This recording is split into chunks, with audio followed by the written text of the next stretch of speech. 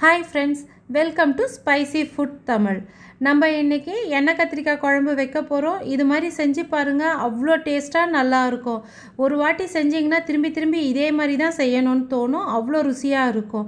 இந்த வீடியோ பிடிச்சிருந்தா ஒரு லைக் பண்ணிக்கங்க. இப்போதான் நம்ம சேனலுக்கு ஃபர்ஸ்ட் டைம்னா சப்ஸ்கிரைப் பண்ணிக்கங்க. பக்கத்துல இருக்க பெல் பட்டனை கிளிக் பண்ணிட்டு ஆல் என்ற பட்டனை பிரஸ் பண்ணிக்கங்க. இப்போ வாங்க வீடியோக்குள்ள போலாம். எப்படி செய்யறதுன்னு பார்க்கலாம்.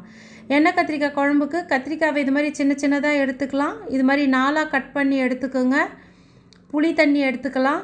கருவேப்பிலை, தக்காளி 4, சின்ன வெங்காயம் ஒரு கைப்பிடி கட் பண்ணி எடுத்துக்கலாம். பூண்டை நசுக்கி இது மாதிரி அரிஞ்சு எடுத்துக்கலாம்.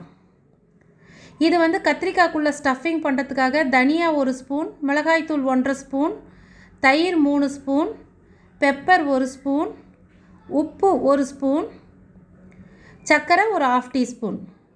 இப்போ இது எல்லாத்தையும் ஒன்றா மிக்ஸ் பண்ணிடலாம். மிக்ஸ் பண்ணிவிட்டு கத்திரிக்காய்க்குள்ளே நம்ம ஸ்டஃப் பண்ணிடலாம். அதனால தான் கத்திரிக்காவை அது மாதிரி நாலாக கட் பண்ணி எடுத்துக்கலான்னு சொன்னது. இப்போ பாருங்கள், இது மாதிரி ஸ்டஃப் பண்ணிடலாம். எல்லா கத்திரிக்காய்க்கும் இது மாதிரியே ஸ்டஃப் பண்ணி எடுத்து வச்சிடலாம். இப்போ நம்ம பேன் வச்சிடலாம். நம்ம எவ்வளோ நல்லா ஸ்டஃபிங் ஆகிருக்கு பாருங்கள். இப்போ பேன் வச்சுட்டு பேனில் எண்ணெய் காஞ்சிச்சு. இப்போ இந்த கத்திரிக்காவை போட்டு நல்லா வதக்கிடலாம். ஒரு பக்கம் இந்த கத்திரிக்காய் வதங்கிட்டே இருக்கட்டும். சிம்மில் வச்சிடலாம். சிம்மில் வச்சு வதக்குங்க. அதுக்குள்ளே குழம்புக்கு தக்காளியும் கருவேப்பிலையும் அரைச்சி எடுத்துக்கலாம். இது மாதிரி கொஞ்சம் கருவேப்பிலை தாளிக்க வச்சுக்கலாம். மீதி கருவேப்பிலை அரைச்சிடலாம்.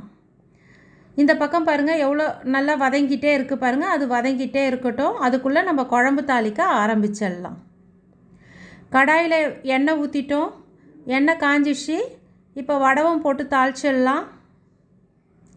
வடவம் ஒருவேளை உங்ககிட்ட இல்லைன்னா கடுகு, சீரகம், வெந்தயம் போட்டு தாளிச்சிக்கோங்க. ரொம்ப டேஸ்ட்டாக நல்லாயிருக்கும். இப்போ சின்ன வெங்காயம், கருவேப்பிலை, பூண்டு சேர்த்து நல்லா வதக்கிடலாம். இப்போ பாருங்கள், நல்லா சுருளை வதங்கிட்டுருக்கு. இப்போ இதுலேயே நம்ம தக்காளியும் கருவேப்பிலையும் அரைச்சி வச்சுருந்தோம் இல்லையா, அதை சேர்த்து வதக்கிடலாம். இப்போ எல்லாமே நல்லா வதங்கிட்டு இருக்குது. இந்த பக்கம் பாருங்கள், கத்திரிக்காய் நல்லா சுருளை வதங்கிடுச்சு. இப்போ இதை நிறுத்திடலாம். தக்காளி மீதி ஒரு தக்காளியை வச்சுட்டு அதில் நம்ம மிளகாத்தூளை போட்டு அரைச்சி குழம்புல சேர்த்தோம்னா அந்த குழம்போட கலரு அவ்வளோ ஒரு ரெட்டிஷாக அவ்வளோ அழகாக இருக்கும் கலரு. நீங்கள் இந்த மாதிரி அரைச்சி ட்ரை பண்ணி பாருங்கள். அரைச்ச மிளகாத்தூளே தான் திரும்பி ஒரு வாட்டி மிக்சியில் போட்டு தக்காளியோடு அரைச்சி சேர்த்துக்கலாம். மஞ்சள் தூள் சேர்த்துட்டு வதக்கிடலாம். இப்போ தேவையான அளவு உப்பு சேர்த்துக்கோங்க. இப்போ இதெல்லாம் சேர்த்து நல்லா எண்ணெய் பிரிஞ்சு வர அளவுக்கு வதக்கிடலாம். வதக்கிட்டு இப்போ இதுலேயே நம்ம கத்திரிக்காவை சேர்த்துடலாம்.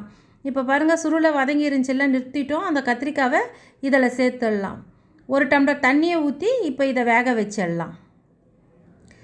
இப்போ கத்திரிக்காய் தட்டு போட்டு மூடி வேக வச்சிடலாம். ஒரு 5 நிமிஷம் மூடி வச்சோம்னாலே போதும், நல்லா வெந்துடும்.